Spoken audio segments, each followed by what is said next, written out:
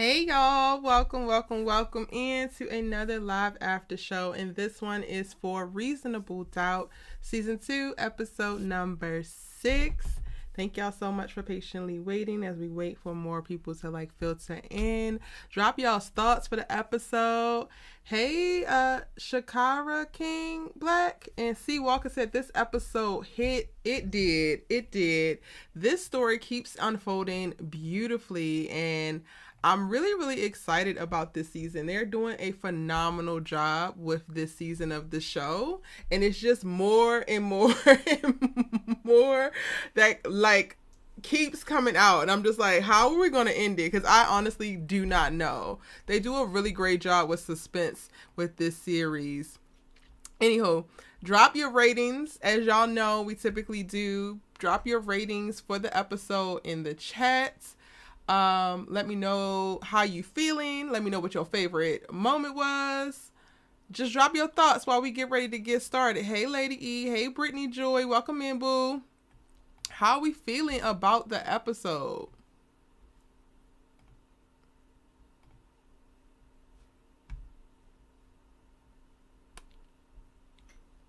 Child. I don't know. I don't know what's going on with the dramas this week. And why everybody got these women going through all these damn close encounters. Luckily for us, this one was just a little hallucination. But it was definitely giving foreshadowing for me. It was giving foreshadowing. It is giving prepare yourself for what's to come. Yeah. Prepare yourself. Pretty much. Because what do you mean, Corey Cash? What do you mean, mister? I believe we're getting 10 episodes, Lady E. I believe we are getting 10 episodes this season. Where is my phone at, honey? Let me get this Twitter space going really quick, y'all. Keep dropping your ratings. I'm going to call out our ratings, and then we're going to get into it.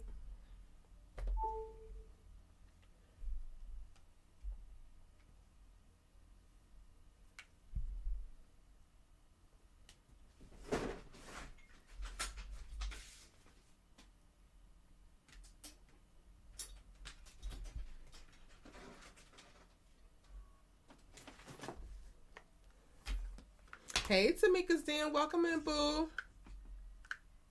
Hey, Allie, Nick. How are you, hon?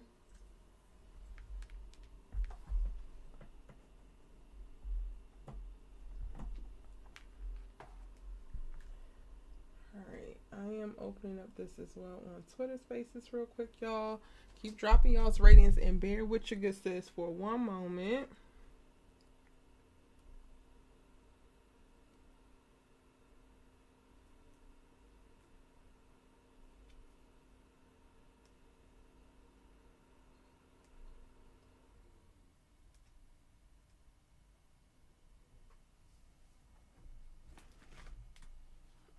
Tamika's Dan said this episode was good. It ran up my blood pressure. Yeah, and it also still felt a little bit different. I feel like we've shifted in momentum, but it's still a really great episode. It just felt a little bit different than what we have been getting.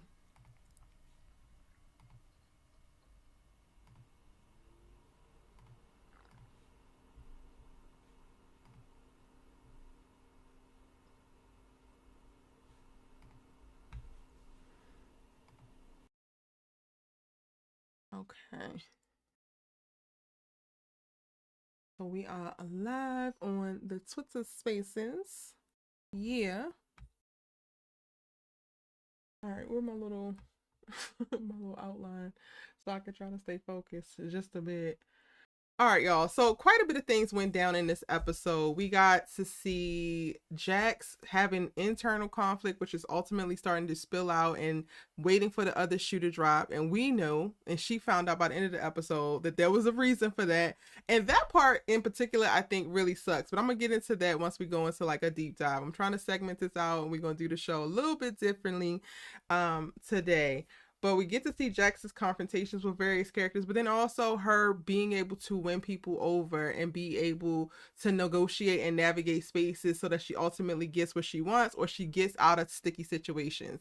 And I thought that was really cool in reference to like us being able to kind of like settle in and really believe that the growth that we're seeing with Jax is actually here to stay and to stick. I think that we're watching her make better decisions. We're watching her be a little bit more in control. And even though like at the top of the episode when she, you know, we pick up with the conversation with Adrian, she still is drawn back to the moments of her greatest trauma, i.e. with Damon. She still is able to kind of compartmentalize those moments and take it, feel it, allow it to be what it is, but then ultimately also to release it, which I'm really enjoying watching her as a character because I feel like she's just such a beautiful representation in the legal space and in this super heightened drama space of what a lot of Black women might be struggling with on a day-to-day basis and very applied to various different circumstances in their lives. So I really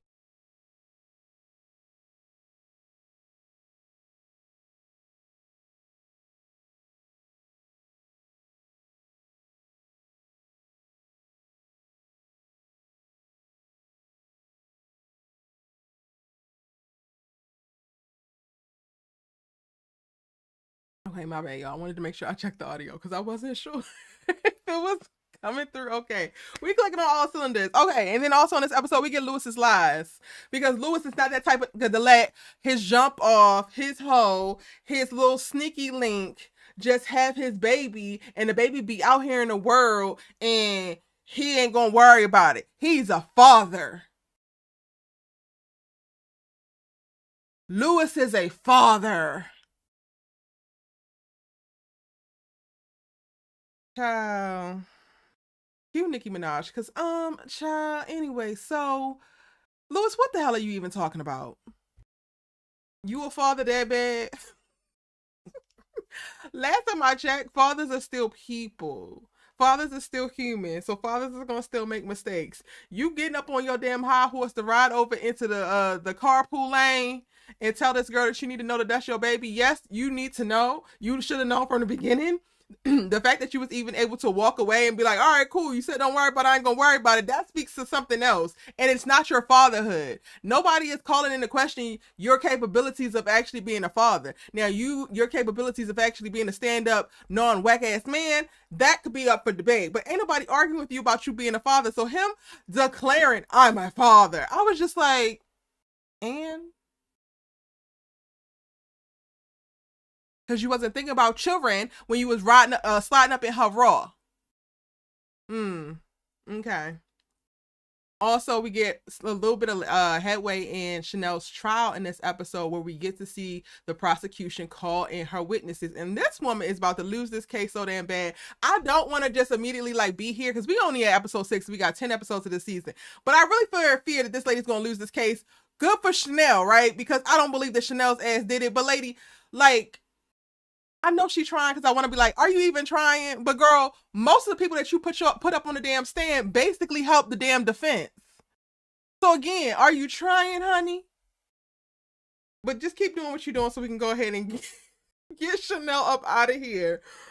We get Adrian's emotional confession both at the top of the episode and then when he actually gets on the damn stand, which I thought was super poetic. And we love a man that's finna risk it all, but we also love a man who don't put himself in the circumstances to be played with by a raggedy ass human trafficking white man to begin with. Your love for Chanel is all fine and dandy, Adrian, but you still got your goofy ass in bed with a white man who is sex trafficking. And then y'all, we get cued in. We just get to drop in to Corey's little motivations on a deeper level. Because yes, he's motivated by wanting to get clemency for his Latina client that we saw earlier in the season, right? Cool. He's motivated by he don't stand for that domestic violence bullshit. He's all about the ladies and providing pleasure to the ladies. And now, as we started to discuss last live, he is definitely motivated by Jax's approval specifically. and ultimately his desires to lay pleasure at the shore.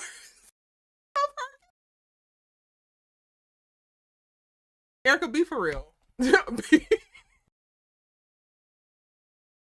I'm sorry, y'all. The scene was super sexy, but I'm just laughing at the way that this man cannot get this girl off of his mind. Meanwhile, his raggedy ass daddy also pushed up on her inappropriately, and you can clock she a married woman in that, but you can't clock she a married woman when you having wet dreams at your goddamn desk when you supposed to be plotting and scheming to get Chanel's ass off. Corey. I mean, can we blame you? Because Jax is bad. You know, she is a bad. All right. That's like the overall recap of what happened. I do want to dive into like some of the emotional implications and some of the strong character development that we had in this episode. I think that's also why I feel like this episode felt different, because we got a little bit more in depth with like Corey and his backstory and getting to understand him as a person, which I really didn't expect. When his father first appeared, I was just like, I don't know if I need to see the daddy, no matter how fine old he is. I don't know if I need to see him, but yeah, it was necessary. Once we got there, it was definitely necessary. Some questions I want y'all to think about and answer in the chat. If you're feeling froggy and you want to, what surprised you the most in this episode? So tell me that. And then who do you think is the most trustworthy character in the Reasonable Doubt universe? Let me know. Before I didn't do all of the damn ratings and before I did this, so let me go in. Allie gave it a 9. Lady E gave it an 8.5. C Walker gave it an 8.5. Brittany Joy gave it a 9. The half you did see gets a 9 from you. Wait, you didn't see the whole thing? Oh, you haven't finished it. Oh Lord, we about this. I didn't already spoiled a bunch already. Lady E says, I'm not sold on Jackson Corey. It seems he may need too much coddling and stroking of his ego. Ooh, Itasi. But aren't you still like on the Lewis camp? You can't see it for Corey, but you can see it for Lewis. Interesting, honey. Interesting. Lady E says, I wish Jax's therapist was a black woman or just more in tune, because women's intuition shouldn't be taken lightly. Okay, so that's something interesting to talk about. I didn't even think about like exploring that, because when we first met her therapist early in the season, I was like, damn, why don't she have a black woman therapist? But I felt like when I thought that was more of, for me, from a place of I've experienced bad therapists. Like most recently, since the pandemic, I started therapy again, and I didn't actually get, one, I had to jump through a bunch of hoops to even get a therapist, which is why I will never go back to Kaiser Permanente as insurance ever again. They told my ass when I asked for a therapist, and where I asked like how I could go about getting a therapist, and this was 2020 in August, I think, and they do triage, which basically means they have to like ask you a bunch of questions to assess if you actually need therapy, and they do it over the phone. So they did it, and then they determined that I was high functioning and I didn't need therapy because I was high functioning. And I'm like, so what do y'all need somebody to be ready to end their life before you actually going to give them a therapist? That doesn't make any goddamn sense to me. So I picked up a bunch of dust and wound up getting a therapist, and I was matched with a Latina therapist, and she seemed like a very sweet woman, but she lacked the depth. She lacked the depth to fully understand my experiences as a black woman, my experiences navigating the film and television industry, and some of the stresses that I was under at that time. She, like, while being a POC woman, she could understand to that degree, but she just couldn't go to the depths that I actually needed her to. So when I first saw Jax's therapist at the beginning of this season, I immediately was like, damn, I don't know how great this lady is going to be. However, I do think that there's something to be said in this episode specifically, in watching the therapist and how she navigates Jack's concern and her because she isn't actually in tune to that and she doesn't immediately go to that place, she takes it, keeps it at a surface level, which I think is still beneficial to Jax specifically for this moment, because I don't know if Jax has ever been given permission to really I don't know if she's been given permission to like release the angst that comes with expecting the other shoe to drop. I think that we need somebody to tell us or help us through like putting that guard down in a sense. And I'm saying that because I'm a person who also like will find myself in very great upswings and find myself in seasons where things are just wonderful and working out. And then the moment that I realize how wonderful it is, my ass is like, oh wait, something finna go wrong. Somebody finna die. Something is about to happen. And I think that that's our trauma response that we curate as we are growing in all of the various circumstances that we're growing up in, oppressed. And I wasn't mad at her therapist for telling her like, it's okay for you to enjoy the feeling good. No, it's not going to last. No, it's not going to be here forever and ever, but you should enjoy it while it's here. Because we gotta allow ourselves to feel all of the feelings. It's just too good to be true. You know, I mean, is that...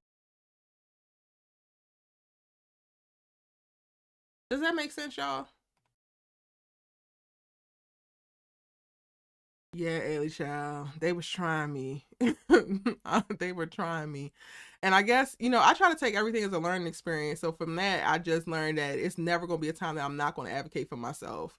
I had to go and fight tooth and nail to even get that damn therapist. And then for me to get her, once I fought, was like, yeah, this is not working out. Even that, like being able to walk away and be like, this is not actually working for me. You are not able. And she had the best intentions in the world. I'm having conversations and she just couldn't go where I needed to go. And it's just like, Lady E says, I felt like a Black woman therapist would have looked at Jack's body response and not approved her back to work until her body language matched her response. Oh, yes. Okay, so going back to the very beginning, a Black woman therapist probably would have picked up on and not allow her to go back just because of how she responded to the question of like, do you want to go back versus allowing her to charge ahead, for sure.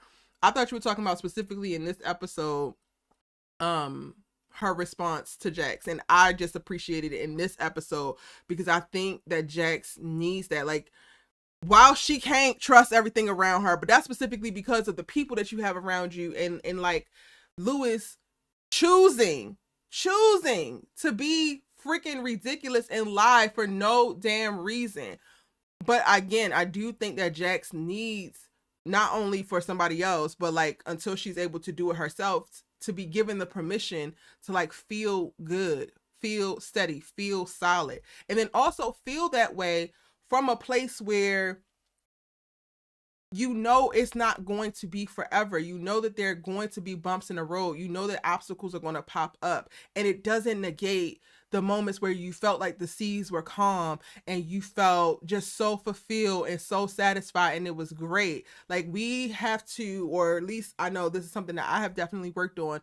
I have pushed myself to feel both ends of the spectrum as deeply as possible. And I think sometimes, specifically in the Black community, we can harp on the negative feelings and we can know what those feel like and we can investigate and unpack and do all of that.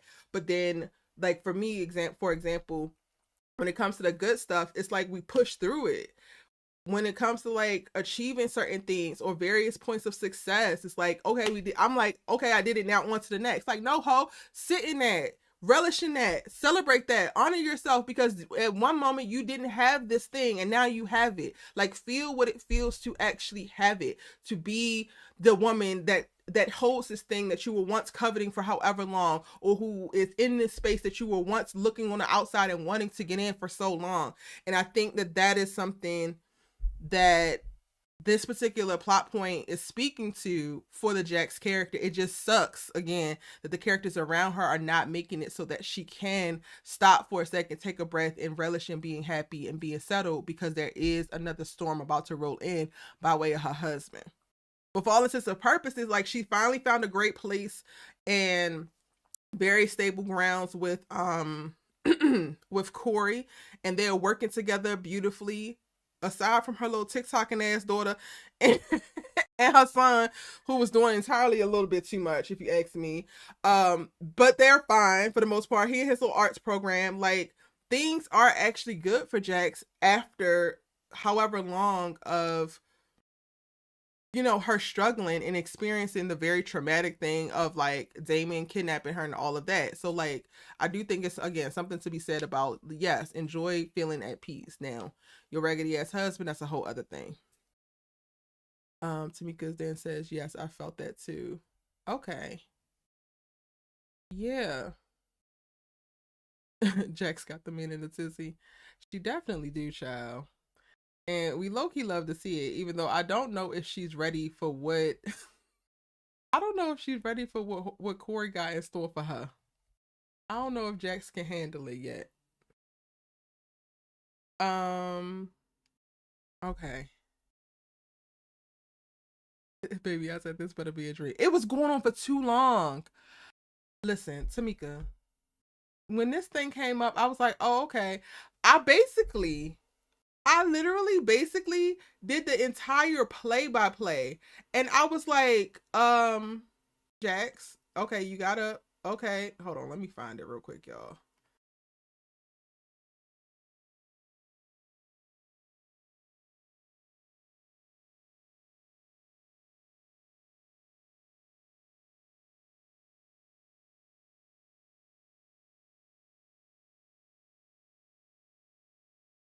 Okay.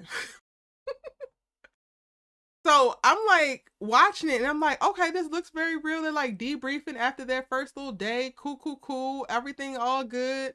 Yeah. It was Fine. helpful that at least Cool. like Chanel. I'm watching as we go has a little along, character with it. and everything feels like, yeah, this is fine. This is normal. But as she like progressed and then she started to get closer to him, I'm like, I was literally hollering out. I said, Jax, why are you so close? Jax, what? Jax, don't touch that. Jax.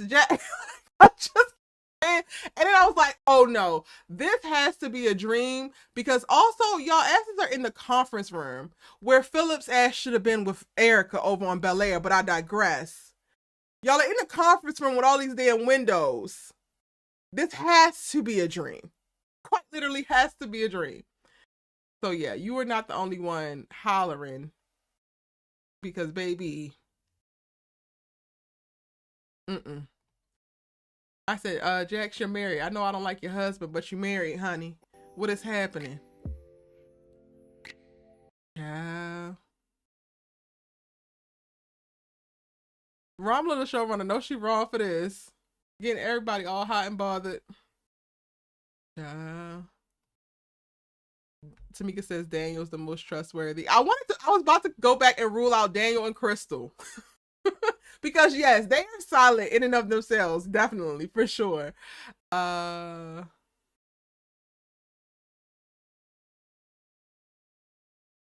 soundtrack of this episode was another supporting character, for sure.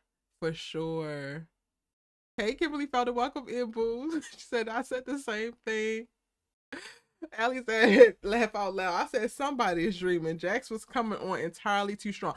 And honestly, we should have been tipped off the moment that she said I was wrong. Because I was like, wait, you were, but I don't know if Jax would come out and say it like that. And then it just proceeded with the like, basically like low-key affirmation, and then you really start to see like as the scene progresses and like continues on in reference to time, that was the tip off. But then also when I thought about it after they show that it is a dream, it's like, yes, all of her dialogue was things that he would want her to say to him. Yeah. Brittany Joy says, I'm happy that in the dream he thought of us enough to have her remove his shirt. You think Morris was like, we also need to do this. Lady E says, all I saw in the scene was Jax telling Corey all the things he wished his father could see in him. I mean, I think she was saying all the things he wanted her to say, but I could totally see I gotta go back and rewatch the scene and like listen to the dialogue. Because I could totally see that also being laced in there. There was so much of this episode built into understanding Corey better as a person. And I think that they really did it so masterfully with not making it like so outright. Like, yes, we get the moments with him and his dad and him and Jackson, the dad, and like him in the courtroom. But I didn't feel like it was overly like exposition heavy. I was able to pick up so much about Corey's character from the other characters and how they interacted and how he responded to them versus somebody coming and being like, well, you know, Corey got daddy issues. No, let's just bring the little overly friendly ass daddy in, overly cocky ass daddy in, and like, let's see what happens. And then it's so clear because all of it just jumps right off of him. Oh, this episode was really good. Y'all are so right about that. Should we go into Corey? Like, and further, unpack him? I am opening a LaCroix, y'all. Mojito flavor, because y'all know I'm always drinking a sparkling water. I don't have my little fancy glass because it's been a day.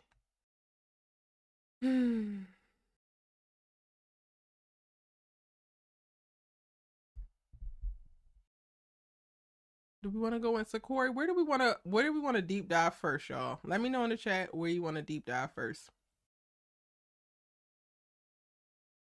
Maybe the therapist friend. What you mean, Seawalker?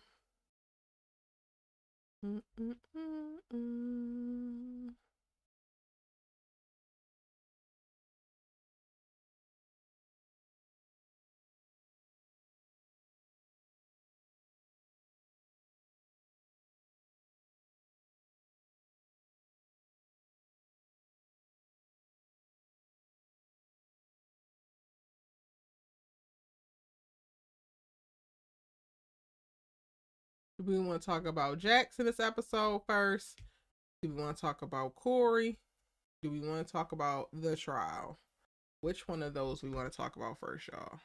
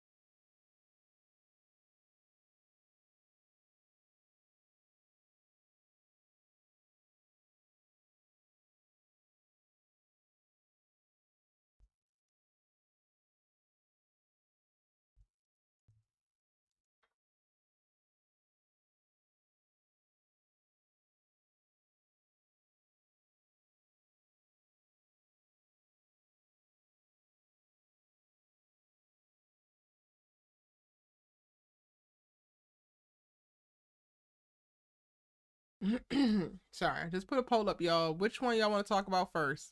I'm gonna give y'all some time to put y'all's little vote in. Not little. I'm so black. Everything is not low.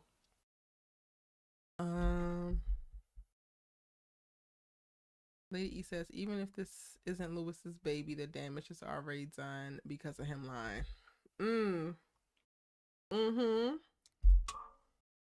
It was just so unnecessary. Oh, it was just so unnecessary, child. Lewis pisses me off because I wasn't actually rooting for him to begin with, and he still had the audacity to let me down and disappoint me, and I didn't even have any high hopes to begin with. How do you disappoint people who don't actually have no expectations of you? That means that you fucking up. For real, for real. Jax is hurt and her trust in Lewis is gone. And y'all, it made me really think about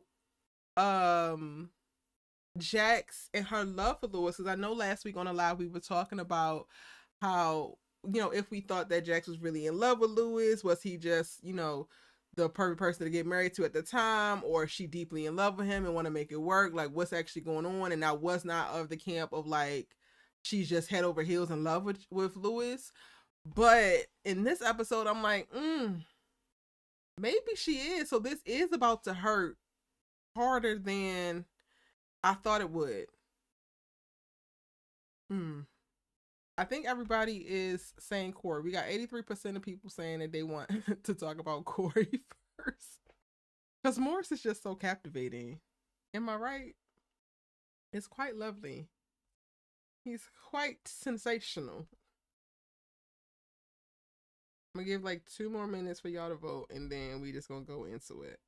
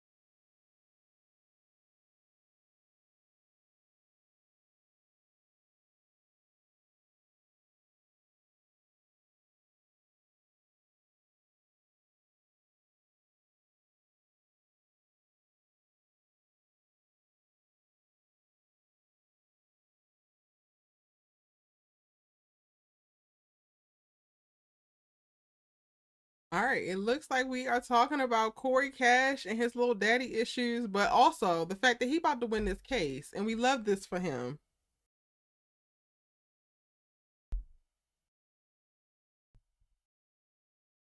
We are talking about Corey Cash and his little.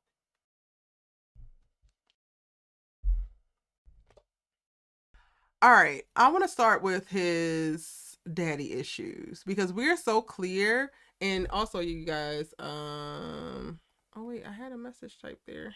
Where did it go?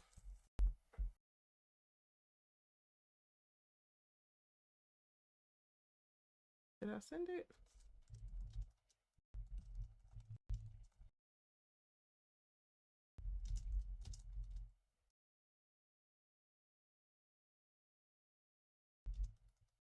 There we go. I mentioned this in my breakdown video, which is currently live on the channel, so you guys can check it out after this, where I detail all of the things about the episode, except for the mama. I realized, real quick, just a little side caveat, a little side note. I realized I'm ignoring the mama a lot. And I think I'm ignoring her because she pisses me off that bad, and I really don't like her, like, at all. So I think in every breakdown that of the episode that she's been in, I don't actually mention her. And I finished editing this episode's breakdown and realized it. And I'm like, dang, Erica, she had a really big part in like Jax's story, or like a part of like her Jax's character development, because like her finding peace and being able to show up for her mom and all of that is really, really important. But I don't like the mama, so I feel like I'll be tuning her out. So y'all might have to remind me to talk about the mama because I'll be tuning her ass out. Anyway, back to Corey Cash and his daddy issues. So we get to meet the person who basically has set the Cash kingdom up, the Cash name, the Cash legacy up in the legal space. Apparently, Corey Cash's dad has argued in front of Supreme Courts or the Supreme Court. He has a very high profile. He walks in. He is very arrogant, very cocky. He knows his don't stink, yada, yada, yada, yada. And he is there to see his son as well as Jax in action.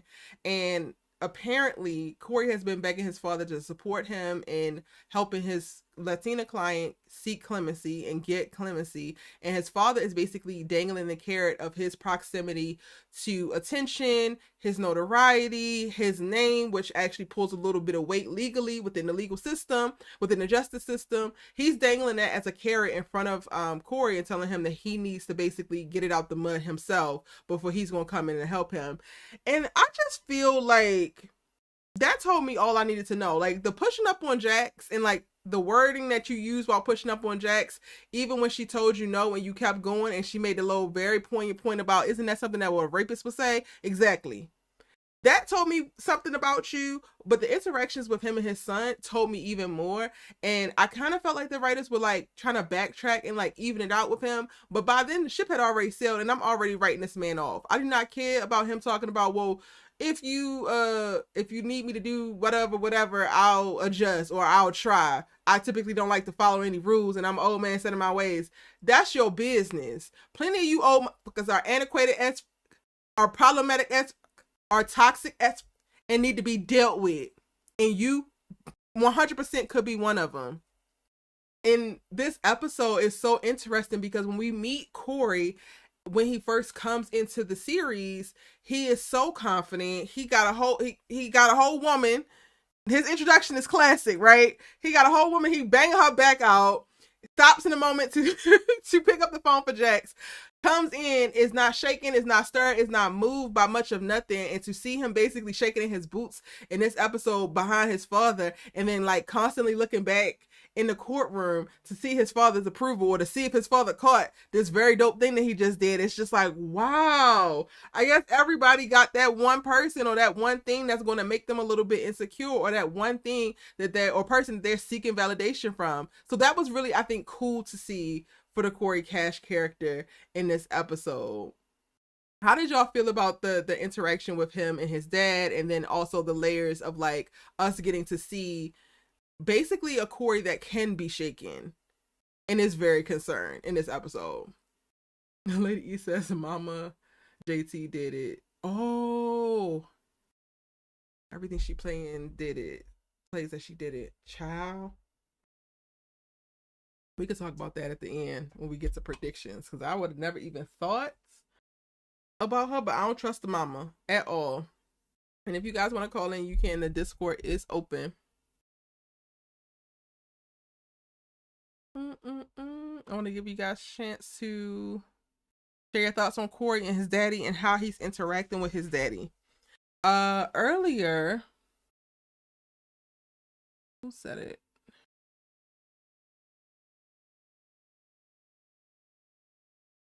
Lady E says, I'm not sold on Jackson Corey. It seems he may need too much coddling and stroking of his ego. It's interesting because up until this point, before his dad had physically appeared, we don't actually get to see moments where he needs to be reassured or he needs to be affirmed.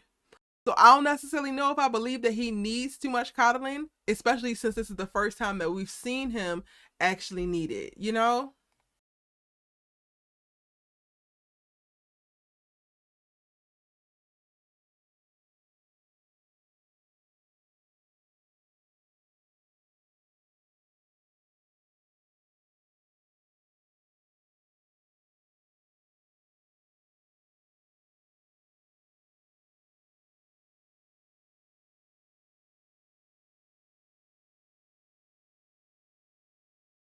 And for him to not even want to see his dad, when his dad first comes, he's like looks off and he's like frustrated. It's like, what are you doing here?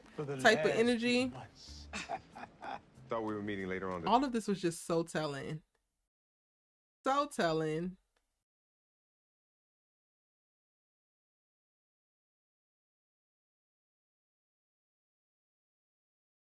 Brittany Joy says there's an inner child wound there somewhere. I agree. Lady E says, and y'all want Jax to constantly have to validate Corey. I don't think so. No, I don't think that I don't want her to constantly have to validate Corey, but I do think that his experience with his father is valid. And I'm saying that I don't even think that she would have to constantly validate Corey because we hadn't seen it happen thus far. And they have been engaging with one another for 5 episodes or for 4 episodes now. He's been like basically standing his own and going at Jax about her ideals and about her potential strategy and all of that. So I don't necessarily think that this is saying that she has to do that. C. Walker says that Corey is looking for his father's approval but hasn't gotten it yet. And I don't even know if he needs it. I need him to let that ship go because it don't even feel like you need it anymore, sir. Brittany Joy says the dad is his trigger, so I think the proof I'm better man to my dad is where you see his need for acknowledgement. I think that's a great way to put it. Hey, Allie.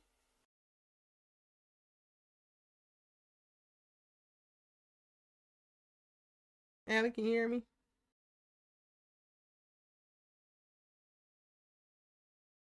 She just popped into the Discord, y'all. She's gonna join us in a second, I think. I think that that's a really great point. With his father being around, he needs to like be a better man than his father, and he kind of needs his father to realize that, I guess, which could be a very tricky thing to chase, being a child with a mother or a father wound, and for him specifically having this father wound and him thinking that the only way that he can actually heal it is to have his father understand and see that he's a better man than him or he's a great attorney. Like that day may never come because his father has narcissistic tendencies in and of itself. So he could know that in his heart and never say it because he knows it's what he wants to hear. Ellie, if you're talking, I cannot hear you, boo. Just so you know.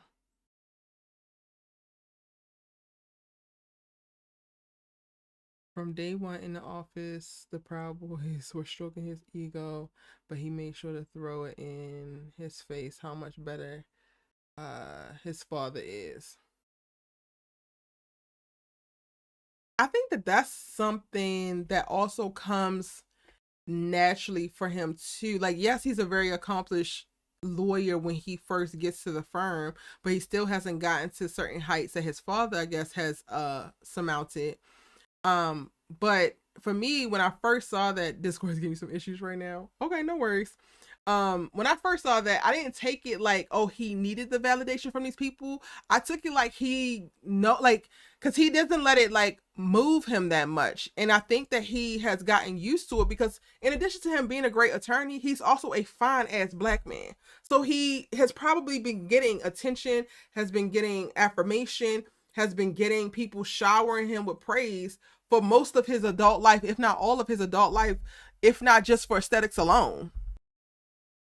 And he carries himself like a person that you should respect, like a person that you should look to. So I didn't necessarily take it like he needed the praise from the white partners and everybody when he first came in. He didn't perform in a way to me that was like, oh yeah, this is what I live for. I can't, like, I'm so excited that, people are still telling me I'm awesome.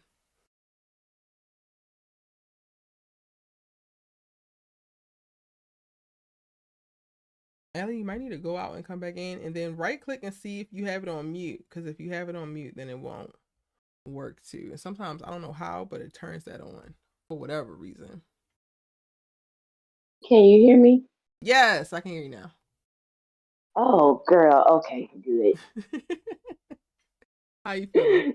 I'm doing well. How are you? I'm hanging in there, child. Okay, so we're still on Corey and his father. Mm-hmm. Okay. Um, I guess for me, I did kind of enjoy because I thought it was very realistic that a lot of times we do want to get that reassurance or to know that I'm on the right path from our parents, especially if it's a path that we're, following that our parents has already set the example for. But watching Corey, it makes me feel like that only applies to him in his professional life because something Mm-hmm. about his dad just gave me the impression that this wasn't the first time he's made a woman feel uncomfortable. Mm-hmm. And with Corey, making sure that Jax was okay and everything like that. I was like, yeah, his father has obviously done this before. So even though I believe he respects his father as far as his profession, I'm really not sure how their personal relationship is. Yeah. Because it seemed like Corey was more so focused on, am I doing the right thing? Are you going to help me professionally? And just wanted to do a great job, especially with his dad being in the courtroom. But I guess I didn't feel like it was needy. I just felt like it was something that obviously has been missing throughout the duration of his time being a lawyer and possibly law school and possibly before that, that his father really hasn't given him the assurance that he needs, especially with his dad being a respectable lawyer. Mm-hmm. But I enjoyed Corey in every facet of this episode. I know that's He right. did it for I me. think also it He was did it kind for of, I me. guess, jarring for people, and maybe this is why Atasi might be arriving at this place because I didn't necessarily expect for Jackson Corey to have the moment where she like gives him space. So like, are you okay? Like I'm fine. What the hell is going on with you? And then she starts to pour into him. So I think that was a little bit startling to see, and then it's like, oh wait, yes, you can see that it actually does something for him, and then also his little fantasy early on, which is not actually real, so it didn't actually happen. You can see like the inner workings of his mind or some holes that need to be filled. But like you said, I agree. Like he doesn't feel needy for these holes. Like I feel like needy speaks to a character when they have certain holes that need to be filled, and they're doing any and everything to throw any and everything in there, but he doesn't seem to operate like that. Hey, edify my style or edify style. Good evening, everybody. How we doing? Good. Good. Oh, Mr. Corey. I don't know where to begin. I don't know where to begin, but we're gonna start with his dad. I think he and his father, or his father alluded to some things about his past in Chicago. And I think Corey probably was a hoe. Or I'm sorry, a person in the streets. I think he You still know, is one, but that's just me. true. But I think that the dad coming to see the trial was him trying to see like has he changed? Is he somewhat different? And Corey looking for the validation from his father is this like, Dad, I want you kind of to see me that I'm not who I used to be. I think the only thing I could probably maybe say about the father that is some decent qualities, and it's going to be very, very minimal. I think him trying to push Corey towards an actual grounded, secure relationship. And I like to kind of how he said that, like maybe moving towards having someone grounding you and being having that foundation is really something that you honestly need to have to move on to the next level in your life. I He also But said that from a place of him not being in a relationship and pushing up on women 30 years his junior. I know. That's why I said minor. The Like, asterisk was sir, minor. It was minor. It was it was it's minor. like you It was can't a take any minor. of that into consideration because, like, who the hell are you to say that? Where's his mama? What did you do with his mama? I thought the same thing. I said, is she gone on to glory? Is she divorced? Where is where is Corey's mama? Is she not around? Did she go on Jesus? Has she met her maker? I You over here telling Yeah, this man but that he needs to settle down and he needs to find stable ground in a marriage, but you also pushing up on a woman 30 years, you're damn junior after she tells you I am happily married. So do you really believe in the institution of marriage, or are you just trying to find I gotchas to throw at your son because you know that these things are the things that's going to make him feel the worst, and that's what you want to do? You know, something that kind of just popped into my head. It reminded me of the episode of Martin Mm-hmm. when Tommy's dad, played by James Amos, came in and they had that whole tug of war over the young lady at the bar. Mm-hmm. It was kind of giving that type of energy, like, I'm trying to show you up, son, in some kind of way. So, dang it. Okay. So that takes a Yeah, little bit daddy of ain't. many of anything you about to give, because it's like it gives I no great know. intention. I Ellie, know. what you think? I know. Dang it. What you think about the daddy talk about some damn you need to get married? Like, sir, you're not even married.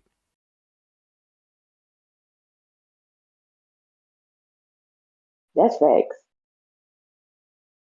That's facts. And I think, you know, it made me think about a line in The Best Man where Lance was like, you know, marriage is gonna curb his appetite for promiscuity. And the father was kind of giving me those Mm. same kind of teases, like, you know, marriage, it puts you in a better place where, you know, you're not controlled by your penis. And I'm like, no, that baby, that's not how that works. But also, we haven't seen him controlled by his penis. We've seen him actually throw pussy out once the job, i.e., Jax, was calling. So, like, you Well, speaking to a problem that we as the audience don't even know nothing about. to be fair, we don't know how he was in Chicago. Because he even Well, said, we I'm in not LA like that now, and anymore, he wearing these Dad. damn suits, and he's standing toe to toe with Jax. Like, listen here, I want to do this interview. I want to do this. I want to do that. We ain't seen him wax anybody's ass since he got to the damn the law firm. That's true.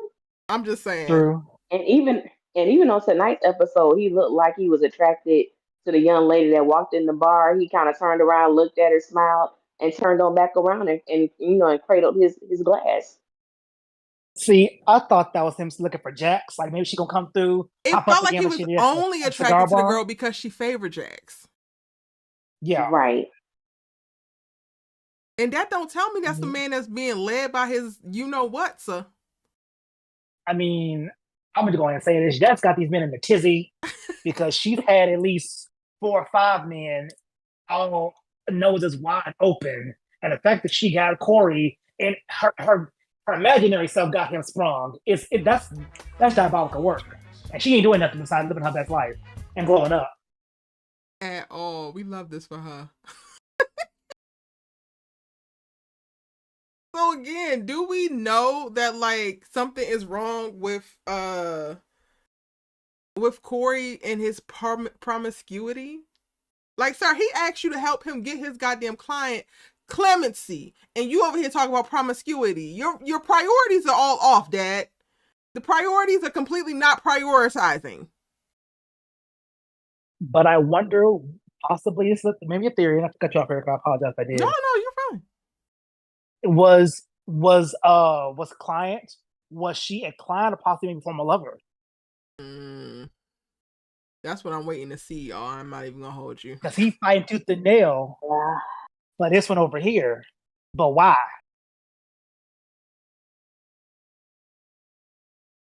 That's my question. I don't know. I've been trying to put that question out of my mind because I want to lean into the most best possible intentions that he could possibly have. Because when I was worried about him just using Chanel's case for that other woman, I was like getting pissed. So I just said I ain't even gonna think about it till they give me some more information. Hey, Brittany, welcome in, boo.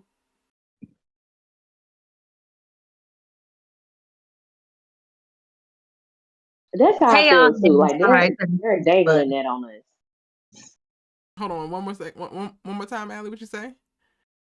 I was saying I feel like the both of you guys because they still dangling that bone, you know, with this other chick that we really don't know his relationship with her. Mm-hmm. So I need them to release it. Okay, what'd you say, Brittany? I was just saying, hey y'all, hey, I finally finished on location for work, and I was like, y'all getting in the way, but Hey, you hurry up and went and finished watching the episode. I had to because I wanted to make sure I had my thoughts ready before jumping in. But you guys make very valid points. Surviving Dr. Cash is Ooh, wild in the chat. But no, that's all. that's what I'm it's a listen given. in. That is truly what it's given. Surviving Dr. Cash. Because what do you mean, Dad? Okay. So moving on from Daddy, let's go ahead over into, because we, already touched on his fantasies. The whole fantasy scene, like, we literally got 3 minutes of basic slow mo of him fantasizing Jax, like, say everything that he just wanted to hear, and him completely lose his mind mentally and emotionally behind this woman. And I can't help but think this escalated very quickly, because how do we go from y'all basically going at each other, you basically trying to get her fired, to now you want to throw her ass all over this goddamn conference room and have her up on this table? What is going on, mister?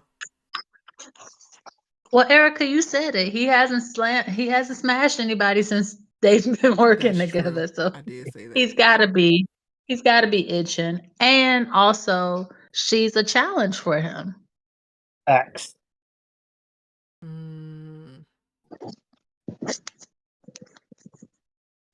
And I think he's been wanting to put her up against that table for a while. Fact number I 2. don't. Yeah, So I guess I don't feel like it just happened.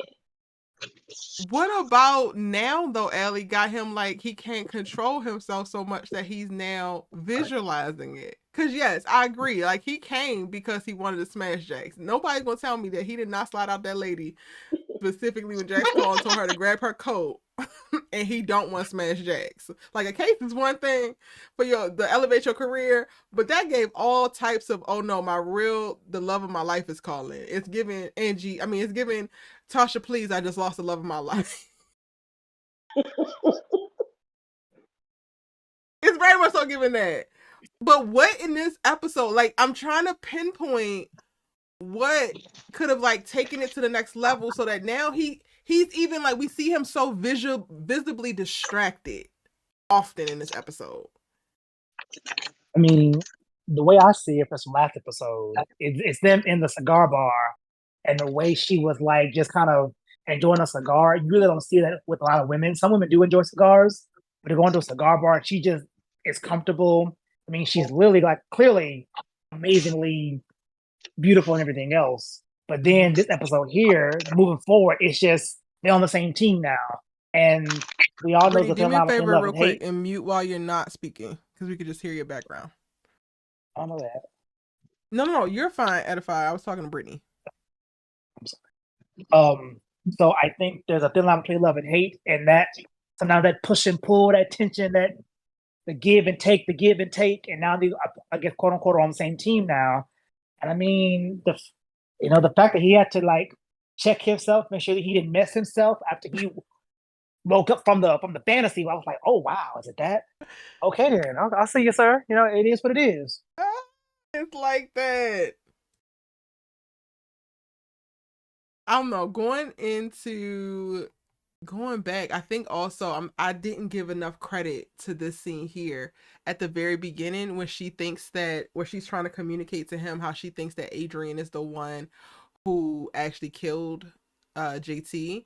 And I was waiting for her to tell like Corey that that Adrian had a gun and all of that happened. I don't feel like that was actually communicated here, which is interesting. That's a choice. But in the moment where she has this like, let me finish, and then she maps it out, and then he's like, you sold me with the speech. This could have also been an insight incident for him and this damn lust that he got in his spirit for her.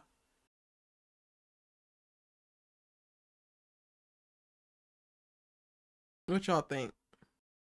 That's what I was saying. I thought from the very beginning, well, the last episode at the cigar bar, when they agreed to be, he was like, now that we're friends now.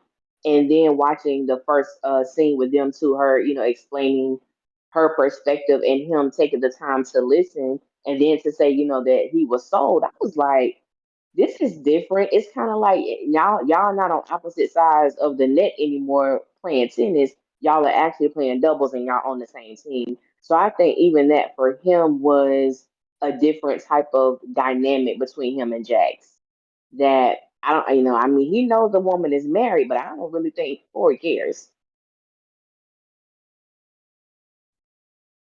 Yeah, Corey could care less about Lewis, as do we. We could all care less about Ooh, Lewis. So, have me on it. Have me on Man, it. I can't go to Louis just yet. I'm still hurting. Man. I can't go to Louis just yet. Damn, but Louis. I think with Corey too, if we're gonna dig into, I don't know if we did yet because Discord was struggling with me too. But if it is his dad, like, how can I one up what my dad failed at? Jax would be the perfect person to be like, I got the best that I could find in my field that you respect. I respect her, and I have to. I mean, he had to humble himself a little bit because she was right on her approach with approaching the baby boyfriend for the case. So I think it's I think it's a lot to say about him, like, looking like, okay, like we said before, he can risk it all for Jax and not feel like he's losing with some of the other people that he's entertained. It'll be like, okay, I'm stepping down. But Jax is really him punching above his pay grade. So I feel like the it was only a matter of time before we were gonna see either his fantasy of her from the cigar bar or some other like interaction with them where it was going to be steamy. I forgot who said it last time. They were like, they did not hire this man to be on the show for us not to get a Jackson Morris and Corey moment. So I knew, I was like, it's there.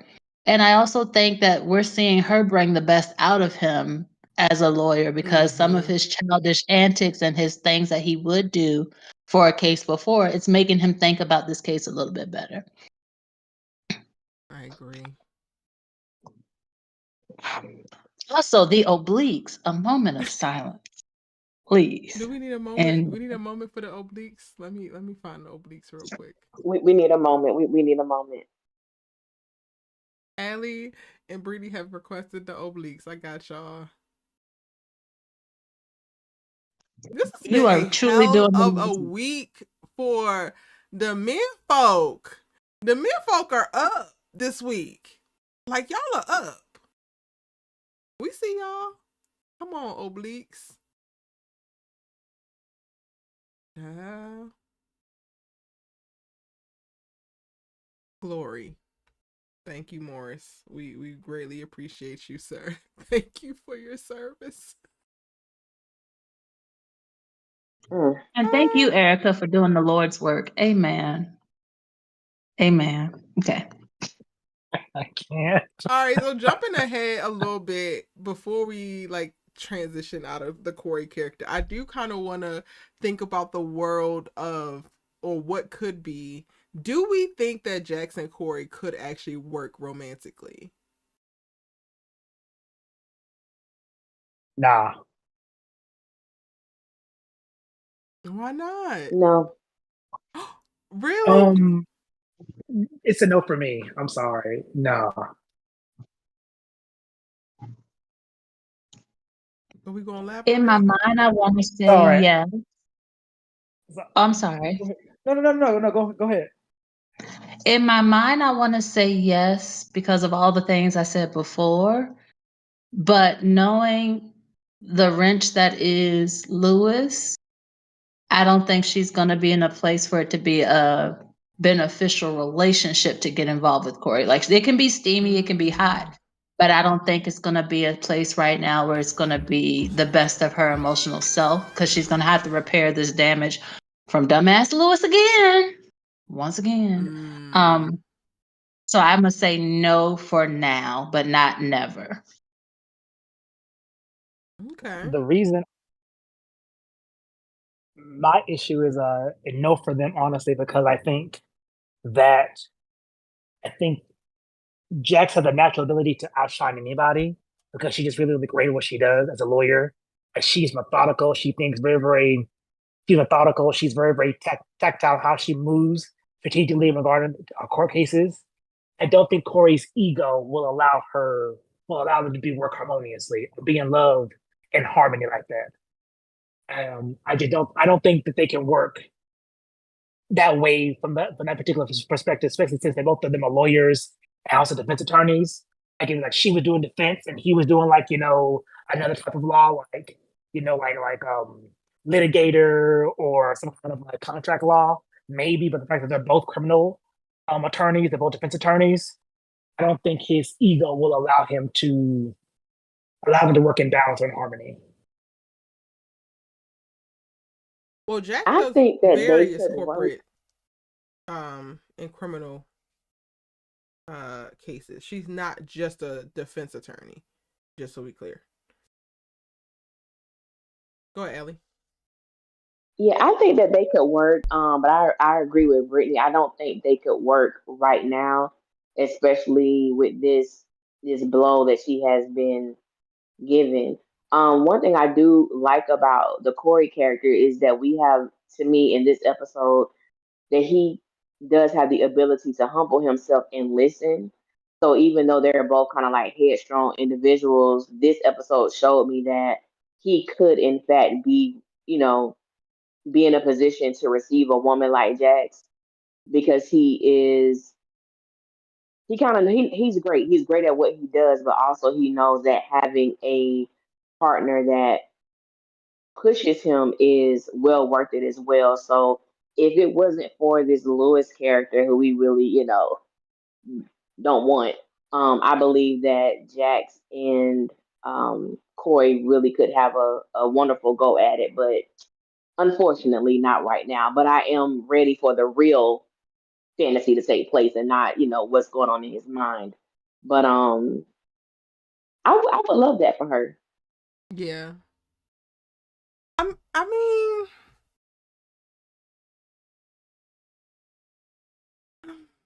they are very similar types of attorneys, so I get what you're saying, Edify.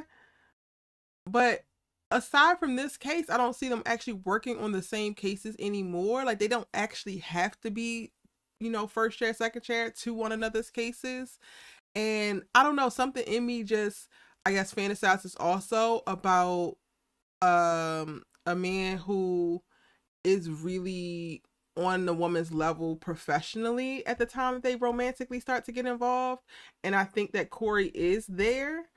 Um, so part of me is like gravitating to the idea of them, not only because they have really great chemistry, but because I feel like she could benefit. Like, I feel like they both could benefit, honestly, because like you guys said, she has been making him better, pushing him to be his best self and evolve within this case for Chanel and the defense for Chanel. But I also think that Jax is getting a lot out of being in proximity to him as well professionally.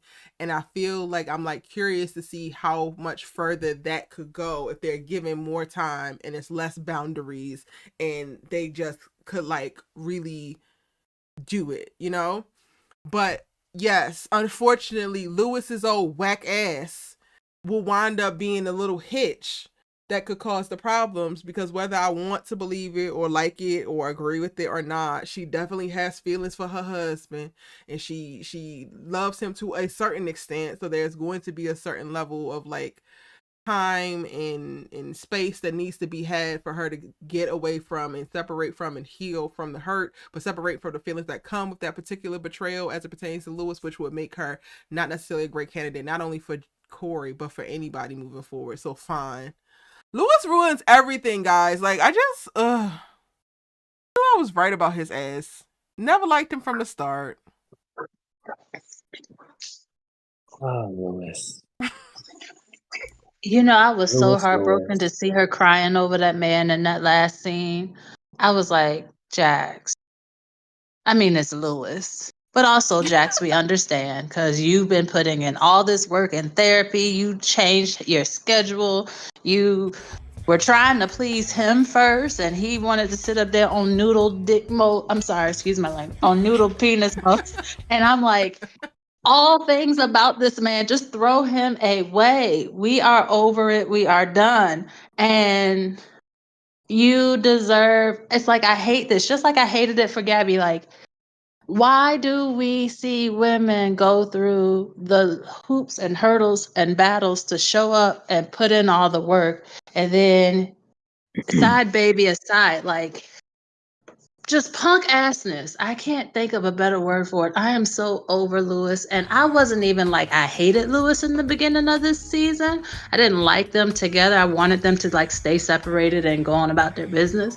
And him take his little children with him too. Somebody in the chat said something about he gonna take them teenagers. They gonna all go into their own special house. But I just hated that for her because I didn't think it was gonna affect her as much. I knew she was gonna feel away.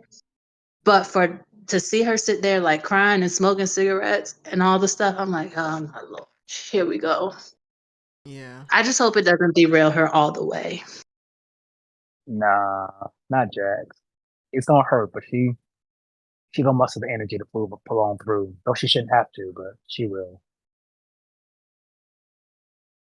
I don't know. Let's go ahead over to Little Raggedy. Is there anything else to be Not said about this little Raggedy. raggedy Negro with his hot top fade in 2024? Like, Lewis, please. In the worst way. Like, Okay. what are you talking about with your clown ass? Like, the craziest thing about this whole thing with Lewis is that it quite literally did not need to happen. And I'm not even talking about the sex. Like, you literally did not need to lie about her. She gave you the space and opportunity to tell her who you slept with while y'all were gone, and you decided to start lying and then keep lying like a hoe. Like, what? Y'all got anything to say about Lewis's ass? Because I can't. This man, he is at the top of the heap when you look at and just say disappointing ass man. It's Lewis's picture right there, leading the pack. Okay, listen. I'm not gonna hold you. I wanted them to work because I wanted past tense. I want to keep my net tonight. But man, Lewis, it's as the audience we know, it was set up for him to tell everything. Just tell it, and I don't think she would have flipped about the potential pregnancy coming out. That would have shook her. It's the fact that the space has been there and he hasn't taken it. And then when she sees him, he then like she calls, he forwards. Like if she's like maybe his thumb accidentally hit the forward button. Let me call him again. And then when I do, he told me that he worked when I clearly see that he's not. Now, me and my petty, I would have had pictures. Oh, I did see you.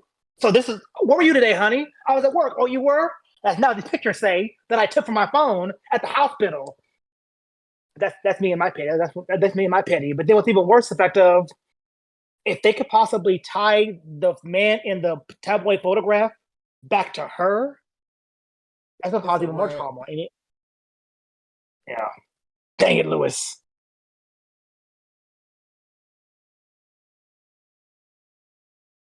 Lewis is such a disgrace. He's a liar, and the truth is not in him. And as my grandmama would say, and his feet sinking, he don't love my Jesus. Sick of him. I just can't stand him. Oh my God, I can't stand this man. And I think what really, and I don't know why this just really elevated my strong dislike for him. It's the fact that when Jax came home and he was like, we need to talk. And I was like, okay, finally. And then they go into the daughter's room to get on her about making TikTok videos. And I'm like, you have all the audacity to try to come at this girl for what she's doing and being dishonest. And you're sitting here being dishonest with your wife. You have no credibility at this point, Lewis.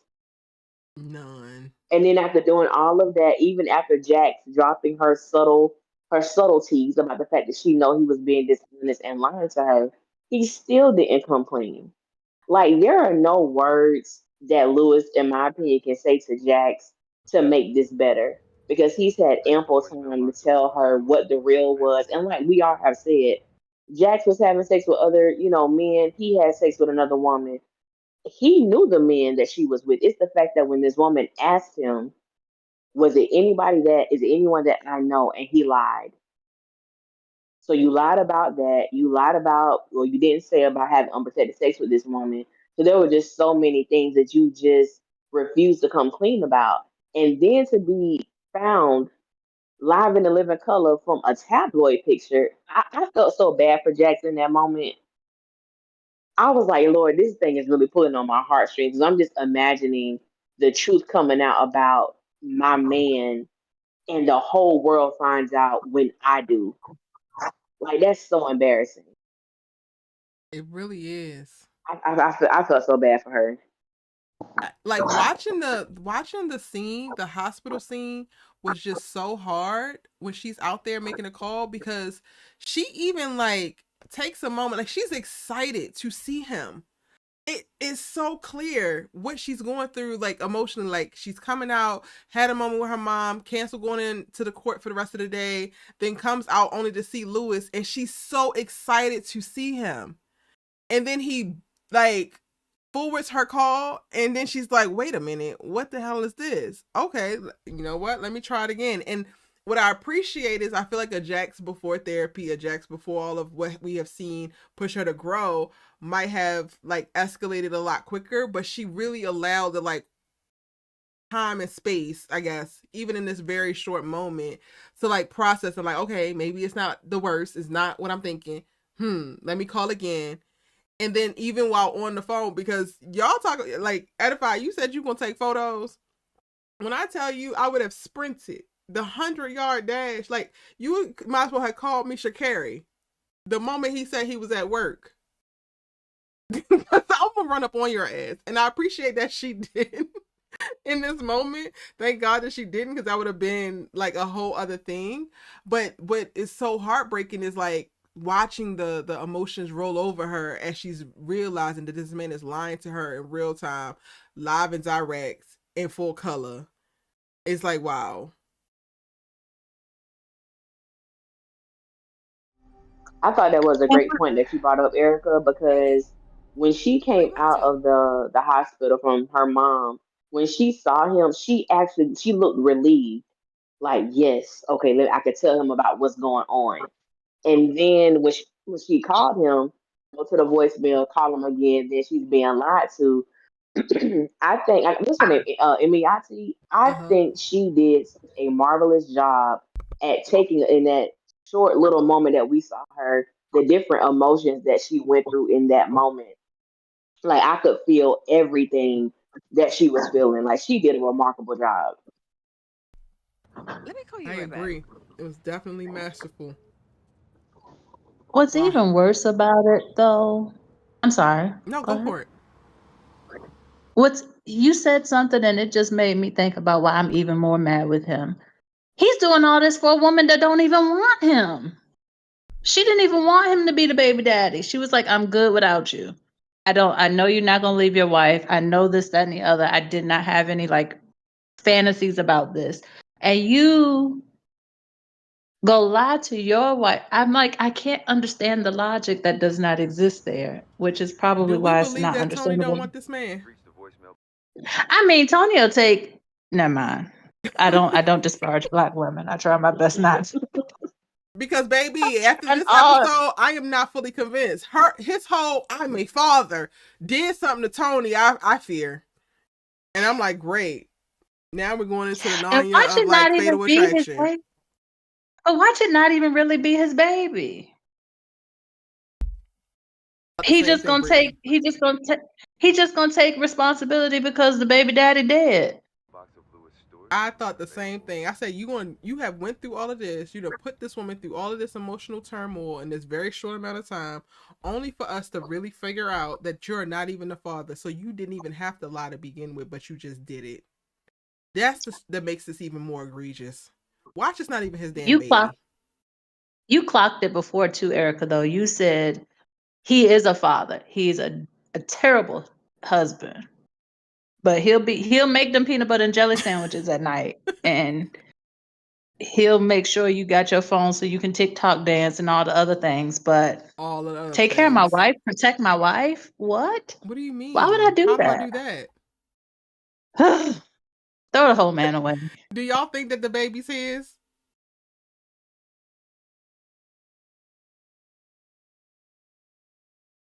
At this point, it doesn't even matter. But no, I wanted to be his. I wanted to Okay, be this his kid out here so being in the Jax world. can really I am my move father, away, like just get and I'm not him gonna out pretend her I can't system. be. Now it's one thing, me and you both, you know what I'm saying, been getting it on with other people, but you know had a baby on me. I know, and that's just wishful thinking because I know it's not gonna happen. Because I want her to have a clean break from Lewis, Mm, and I think a baby would. I think a baby would. I think Jax will put up with a lot of things, but a baby, I can't. I don't see her being cool with that. So that's why I say yes. I wanted to be his, so she can, move on with her life. be free. Be free, Edify, you think baby. it's his?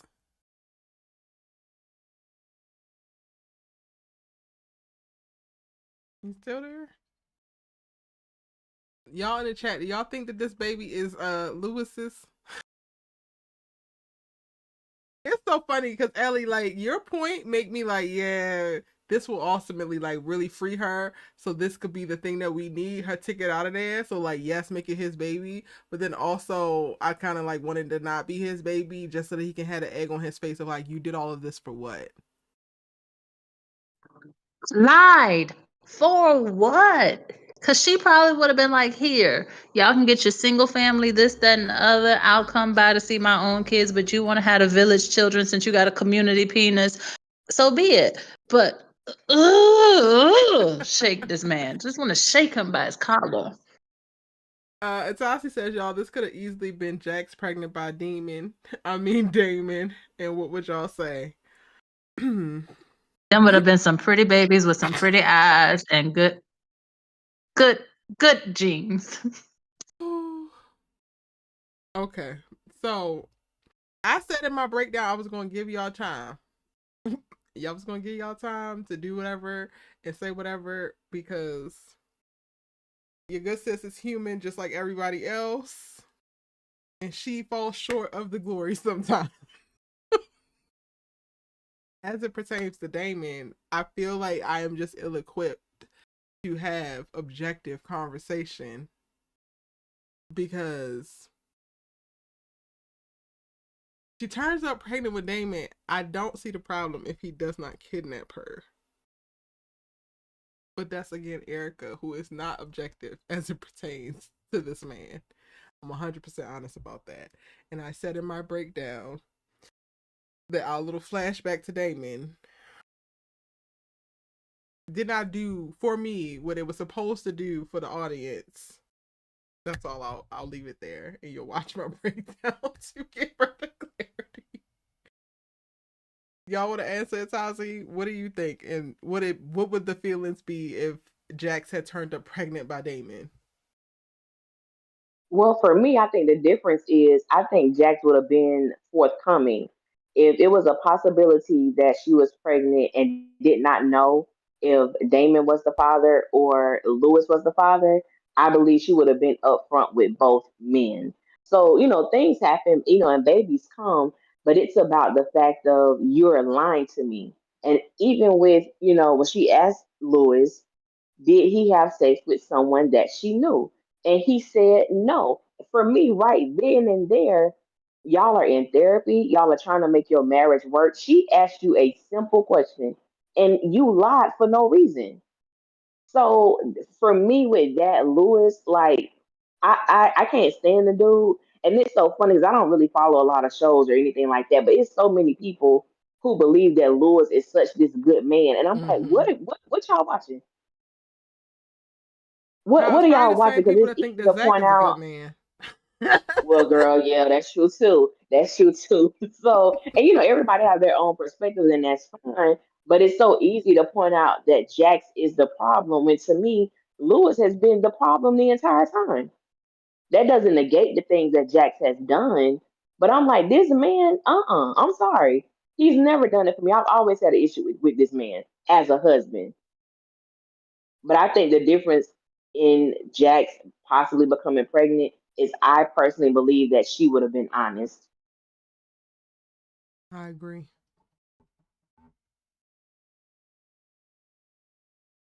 Any other thoughts about if Jax had become pregnant by Damon and if it would have changed things? And are we giving Jax the same energy that we giving Lewis?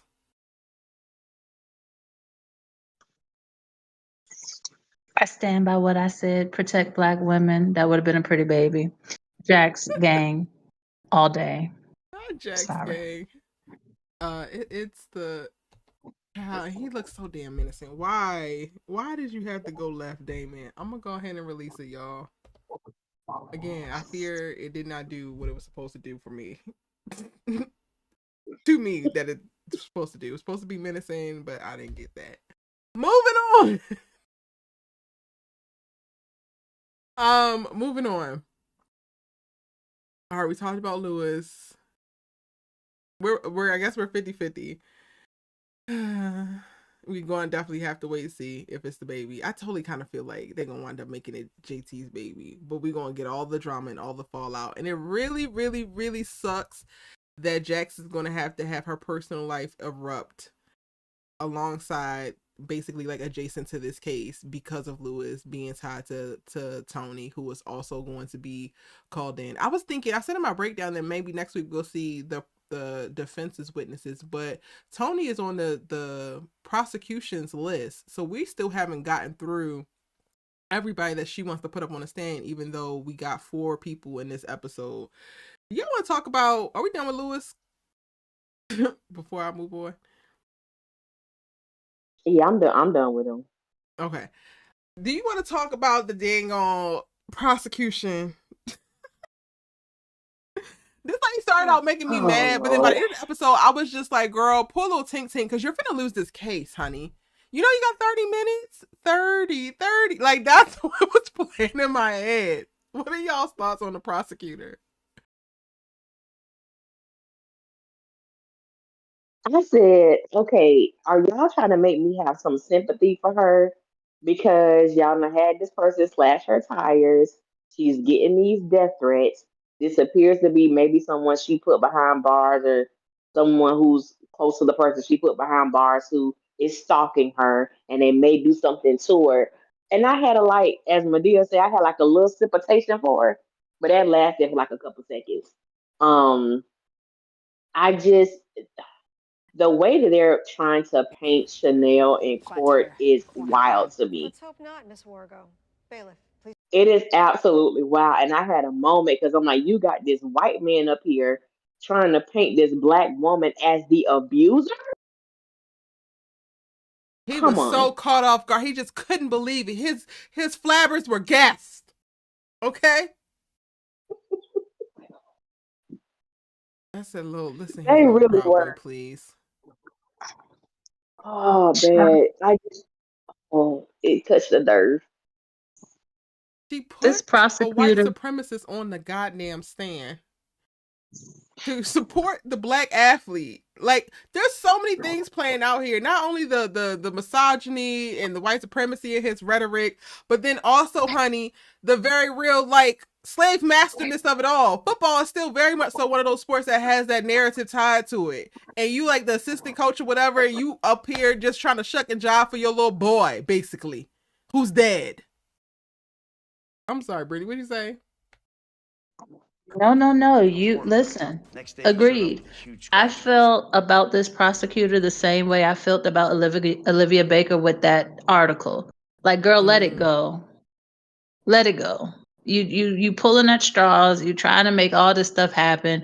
You in the process of not paying enough attention. I feel like the little man with the cigarette outside her house probably gonna try to kidnap the child. Like, she's losing the case terribly. She doesn't seem to see it. And I'm also not sure what her motivations are beyond just ego and having to prove a point because of, again, a past case or whatever the case may be. But it's like, you're losing badly. And every decision you make goes left. Even your bosses, like, everybody you put up has not worked in our favor. This is the one thing getting Evan turned over. Also, Evan said something in this episode. I gotta go back. I was like, throw him away too. I'm glad he's in jail. He and Diddy and Kelly all in the same. Castrate Adrian. That's what he said.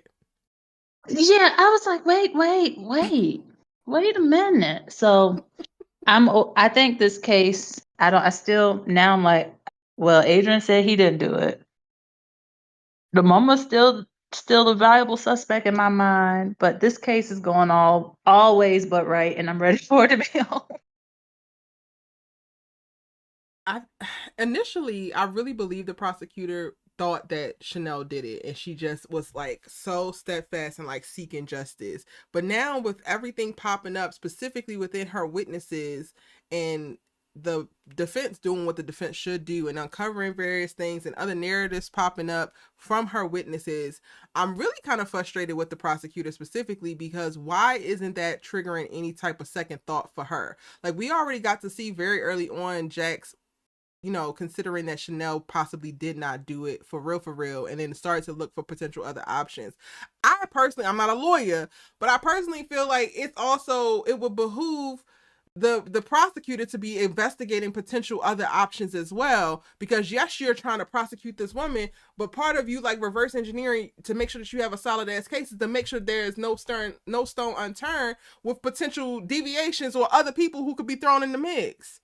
So, girl, what are you doing? Like, we're not getting. I didn't know what the scene was towards the end where we got to see the makeup, or her having makeup and her boss having makeup put on them. I guess right before that like press conference, but then she wasn't standing with him. So I was like, what does this mean? I don't necessarily know if we have enough about the damn prosecutor to even go with whatever her little subplot is going to be. I'm just over it. I'm ready for her to lose this damn case and us to go on about our day, because I don't even feel grounded in the initial motivations that they presented for her as the character.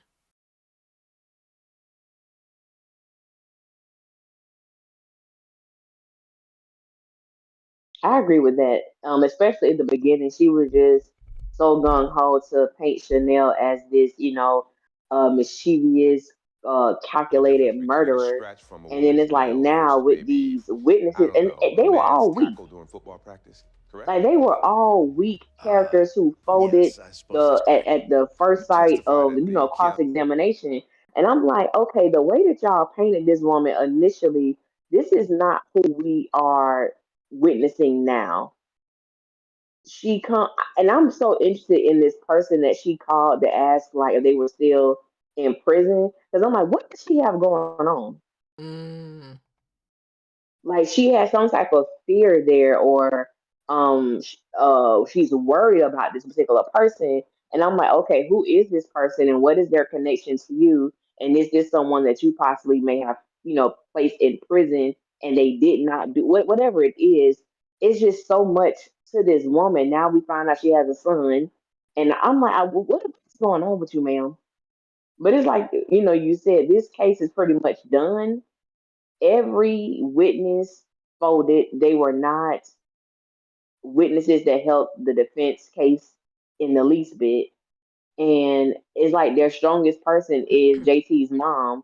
And we already know, what I'm saying, what she's about. And it's the fact that she had to come in there and be like, I have to, my son already died. I have to watch his, reputation get drugged down. It's like, man, this who your son was. Hello. And also, you This lay who hands as your son well. It didn't was. come out that your ass lays hands. So, like, at this point, hush. Hush, honey. Okay. Because I feel like at this point, she probably was the most damning of them all. She was supposed to get up there and make people sympathize with her damn dead son. Meanwhile, she just told them, oh, yeah, he learned to knock her head loose from me. Those are facts. Also, did the I missed it. Did the prosecutor call for Adrian or did Jax call for Adrian? The prosecutor did, but she didn't Jax know that. spun it. Yeah, that Jax had gotten to him from the top of the episode. She didn't know. I mean, she didn't know that Jax was, I guess, talking to him and all of that. So he was added to the witness list, but she didn't have the context of like him wanting to like prove himself to Chanel and like get up there and basically martyr himself, which actually wound up working out. Because I had told y'all I don't believe that his ass did it, because I don't think that he's smart enough. Bless his heart. How long was this affair? 3 months. Is his name Vaughn? What's his real name, Ellie? His real name? I think it's Vaughn. He had a really good moment. I mean, a really good episode for acting, I think, this episode.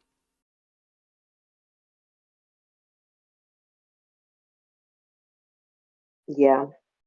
Now I will say, Vaughn, if you ever come across this video now, I wasn't sold in the first scene.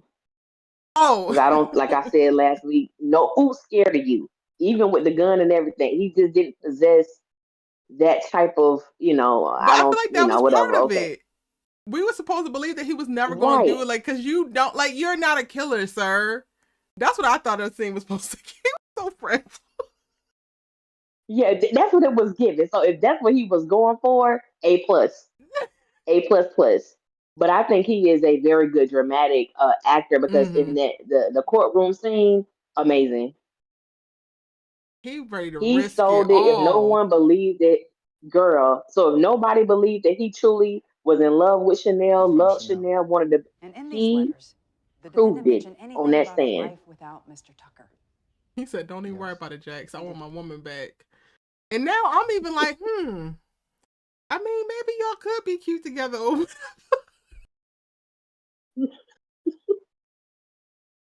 Is it just me? Is it just me now rooting for him? Y'all like still not looking at the whole, like, y'all not here for the Chanel and Adrian of it all? Baby For Boo it. need loves too. Baby Boo need love too. But and no. But maybe. I don't know. What'd What you about say, you Ellie? were outside? I'm here for it. I actually, because I really believe that his love for her is genuine, and I believe that her love for him is genuine. I think it was more than just an escape for her. Mm, He came at, it wasn't the most, perfect time, but I believe that what she felt for him or feels for him is legit and it is honest. I don't believe she had been in love with JT for a long time. She was just staying for whatever reason she was staying for. And, this guy comes along and is providing exactly what she needed. It's just the circumstances were horrible. But yeah, but I'm for it though. yeah. My question is, do you think well, my question in answering your She question, accused the Erica, girl of is creating for this me it life seemed without like Mr. Tucker. their connection was very much like, you know how you're in a tough situation, so this is an escapism for you, Yeah, not that's right. necessarily that they were going to run away, but even when To she also escaped to help him while they were in the parties and she everything was else, it was booked like and charged for the her murder of proximity to him because of JT made him readily available. But do we really feel she loves him? Loves him like can have a relationship with this outside if she gets out of this case or whatever the case may be? Like that's my hang up with saying, "Oh, I would love to see them together," because I feel like it's a trauma bond of some sort.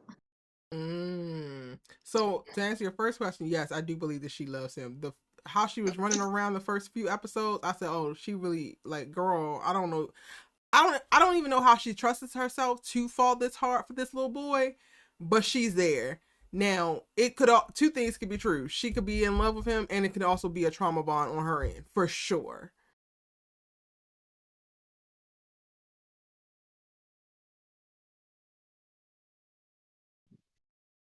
Gotcha.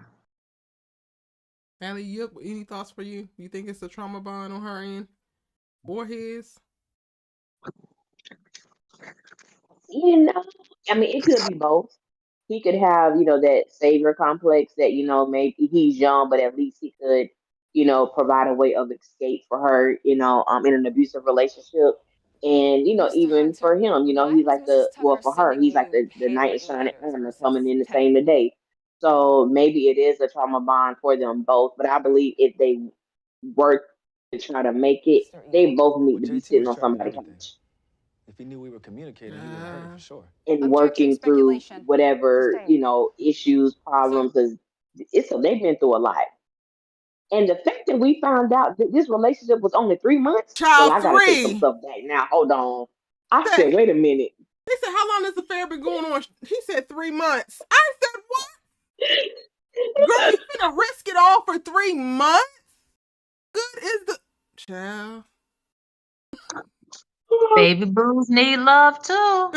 Baby boos need love too. 90 days is wild work, though. It's diabolical. did you kill 90 him? days Your is Honor. wild work What to is it? want to, I'm like, asking the I witness wish if he I was the killed one your who killed Jamari and husband Tucker. so that you wouldn't be on trial right now. I want to run out of this country. Like, that is 90 days. That is a probationary period at a job. And y'all are That also in. that also speaks to his age, though. That speaks to his youth and his rose-colored, like, I don't know, the whole push behind like she being the older woman for him. Like this is probably his first older woman love, kind of just like you have your high school sweetheart, you have your college person or whatever. Seems like this might be his first like real adult, based on how childish he acts anyway, his like real adult kind of relationship. And he's seeing her as the wife to this man, seeing her as the mother, seeing her with stability, and the fact that now that he's gone, like you said, now that he's gone, we were going to take that money and go live our lives. Like this might be for him what it looks like to move forward into a stable kind of situation. And she's going to kind of take care of him in a way. But I don't see that being beneficial for her, except for the fact like he's in love with her more than she might be with him. But the whole like the confession on the stand, I was like, oh, he's in. But I don't see it being like good for the two of them. I get what you're saying. Well, he going to witness protection now, honey. No, I didn't. And maybe they meet up once she gets off. We'll see. Who the hell knows? I think, did we talk about everything? Did we miss anything? Oh, yes. Ellie, I don't know, friend. I might need your help with this one because I don't know what my resistance is to Mama June. What is her real name? I just call her something. I don't know if that's her real name or not. The mama? That's her name, June? I don't even know, girl. You know what? I feel like you. I think I just block her out. I see her and then I don't care. But I don't even know her name on here. I do not like her mama, like at all. And when I really started to like try to investigate that earlier today, I think it's because her mom is like very, very, very male identified in a way that compromise you being able to be a strong mother and protect your goddamn daughter. And now everything that I see her do, especially as it pertains to males, this new man included, you put yourself in a hospital because you wanted to go on a Beyonce goddamn diet and lose some weight for an R&B cruise, ma'am. You're 60 something. Are you high? Like everything to me feels like a trigger going back to like, this is the same woman with the same mindset that allowed Jax to be sexually abused by her goddamn man. She's one of those. And I don't know what to do to try to like make that not be the case. I don't like her mama at all. I don't either. I don't like her. Um, for the same reasons as what you just stated. And even like when her going back to the first season, when her husband was in the hospital, he was about to die and all of that, she acts as if she doesn't understand why Jax feels the way that she feels. Like And Jax is just then so on top of wrong. that, right. And then on top of that, you have this new man around Jax's children and you don't even tell her. She finds out you got a new boyfriend from her daughter. Like the way her mother moves, it's triggering. Not that I have personally experienced that myself, but I do have friends who have had to deal with certain things like that. And it's just that the mom is just acting so oblivious as if like, girl, that was a long time ago. He didn't mean nothing by it. And I'm just like, I don't I don't even understand how you get to that point as a person, let alone a mother. Yeah. So I just don't. And I think that's one of the things that kind of make me worrisome about Jax and this whole Lewis thing, because the fact that her mom is supposed to be the person that loves her beyond anything could be okay with her daughter not feeling the safest. And it kind of makes me think, will Jax like does she put up with Lewis because he's like the person under her mom that she loves the most? So she kind of let a lot of the things that he does slide. And I know sometimes when you do have those triggering moments or those traumatic situations, you tend to want to feel protected in some way, even if it is toxic. But her mom, it just made no sense. Like, I'd rather her not be on the show than give her stuff like that.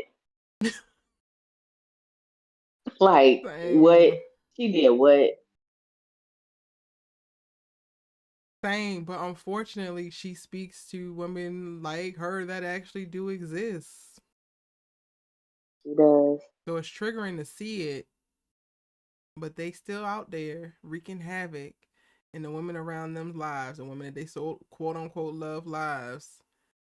And I don't know. I just need some kind of arc where the mama is being liberated from her male identifiedness because it's disgusting. I think it's one of the worst things that women could fall victim to.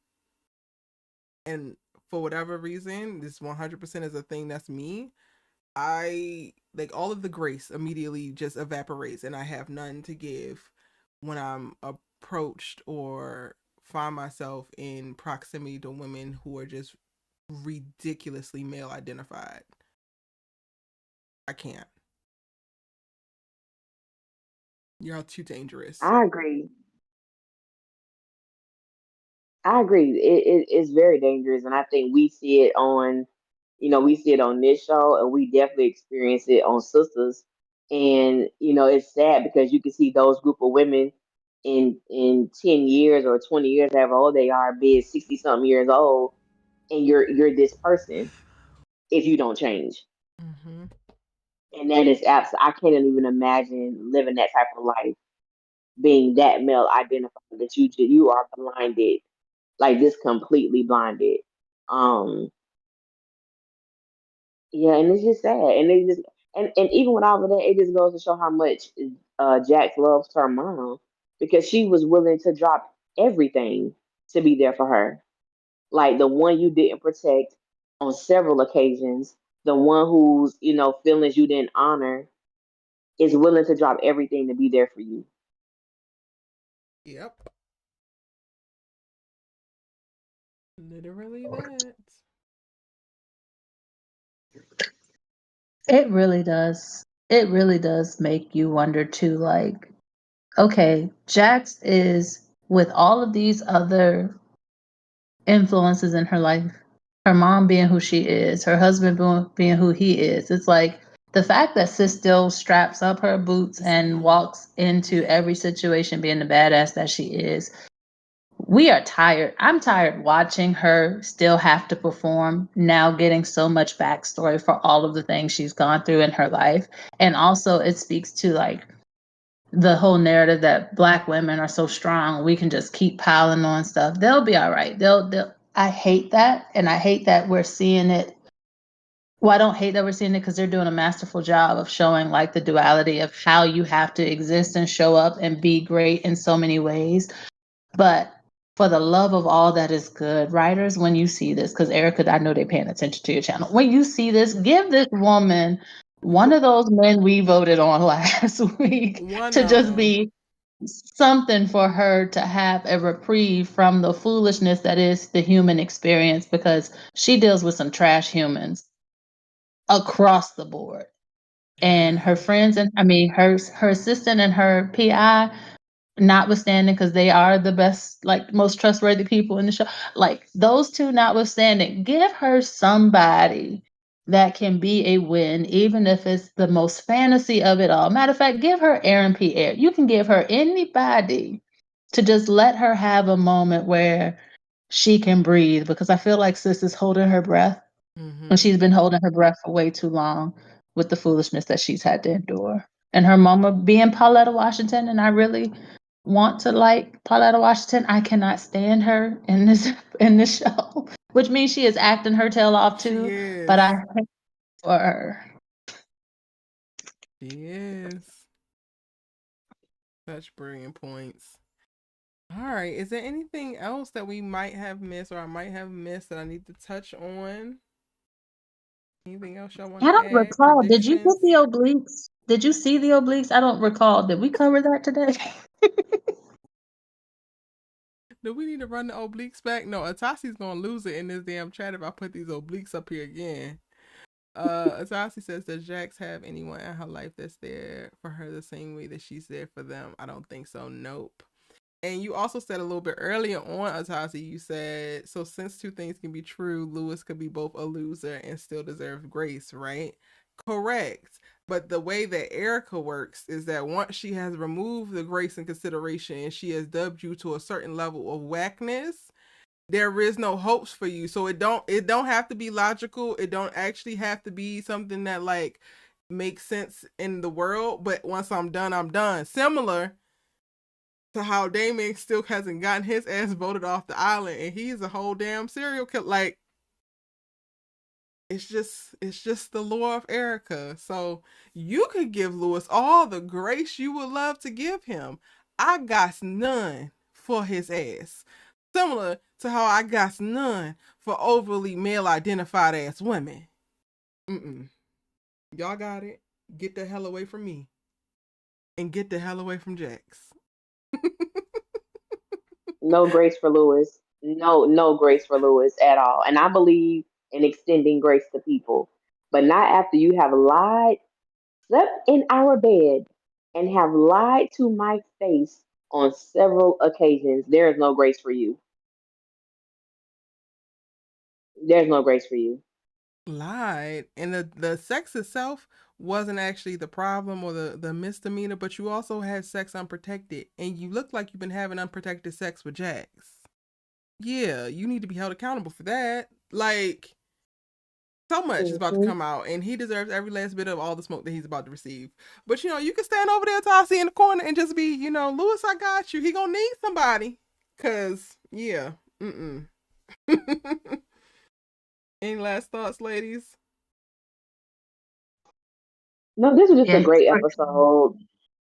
Great episode. I'm looking forward to next week, and I'm looking forward to when, you know, Jax and Corey. I shouldn't be rooting for this if he's married, but I don't like her husband. When Jax and Corey get their moment, because it's coming. Yes. Hey, A Noel, welcome in, boo. Go ahead, Brittany. My grace for Lewis is at the bottom of the trash can with the trash can juice where he should be placed. So he can go find his grace right down there with the trash can juice and the old food from yesterday. Amen. A Noel says, I'm giving Lewis a monicum of grace. Thank y'all so much for coming in and for having this dialogue with me on this live. I do already have my breakdown up, so if you guys missed that, you can go ahead and check it out. Allie, are you breaking down Reasonable Doubt over on your channel? Sadly, I have not. I got a whole lot of making up I need to do. Oh, okay. I recorded some videos, but I haven't edited them to put them out. But yeah, I will review this episode and put it out. Oh yeah, so you guys can go and check out at Allie Nick Official and get more of her thoughts over there. Thank y'all. Thank you, Brittany. Thank you, Allie. I'll see y'all. Good night. Good night. All right, y'all. I think we have come to the very end of our live stream. I think we touched upon everything, even Raggedy Mama, who I really don't like and I try to avoid. Hey, Noel, if you're just coming in, boo, you're going to have to catch the replay, but still drop your thoughts and your comments because I'll be checking and seeing and replying. Here's the thing, Erica Damon went crazy. Even though Jax told him the truth, he did. I'm telling you, the Damonness of it all for me, it does not actually make any sense. But I'm just being honest with y'all about it. That's it. I'm being honest. He did go crazy. That doesn't give Lewis the right to lie. I don't get the one-to-one or the correlation that you're making, but I hear you, boo. I hear you. Lewis is he's never gonna get no grace from me. He just keeps digging the hole deeper. And it really was up for him at the beginning. I only was offering the little bit of grace that I had found for him because I didn't want to jump to conclusions and I didn't want to just rely solely on my damn intuition and my gut. Because, you know, people be wrong at times, but it just points to the fact that my ass was not wrong. Lewis ass ain't never been right. With that said, I'm gonna go ahead and get on out of here, y'all. I appreciate you very much. Actually, let me go ahead and cue us up, because we're gonna go ahead and keep it rolling. We had, we had the Lando and Simone-ness of it all going out of the live stream for All American. We're gonna go ahead and end this one where